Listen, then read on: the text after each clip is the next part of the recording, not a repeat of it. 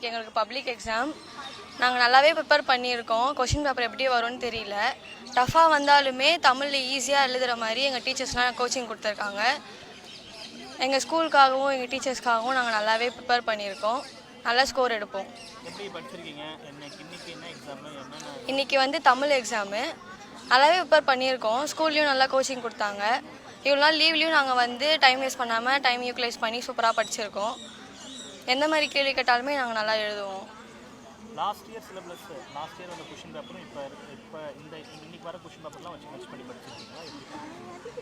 இப்போ வர question paper எப்படி இருக்குன்னு தெரியல. ஆனால் லாஸ்ட் இயர் வந்து கொஞ்சம் டஃப்பாக தான் இருந்தது. சில கொஷின்ஸ் ஈஸியாக தான் இருந்துச்சு, அட்டன் பண்ணுற மாதிரி தான் இருந்துச்சு. இந்த வருஷமும் அதே மாதிரி வரணும்னு நினைக்கிறேன்.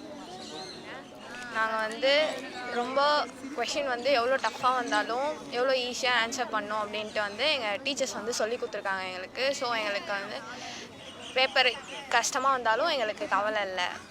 பிகாஸ் நாங்கள் அந்த அளவுக்கு வந்து ப்ரிப்பேர் பண்ணியிருக்கோம். நெக்ஸ்ட் வந்து எப்படி ப்ரிப்பேர் பண்ணீங்க? லீவ் டேஸில் வந்து டெய்லியும் வந்து டைம் டேபிள் போட சொல்லியிருக்காங்க எங்கள் மேம். எந்தெந்த டைமுக்கு இதெல்லாம் முடிச்சிடணும் அப்படின்ட்டு அவங்க டைம் டேபிளை பேஸ் பண்ணி உட்காந்து படிங்க அப்படின்ட்டு வந்து அவங்க சொல்லியிருக்காங்க. ஸோ அவங்க சொன்னதை தான் நாங்கள் ஃபுல்லாகவே வந்து ஃபாலோ பண்ணியிருக்கோம்.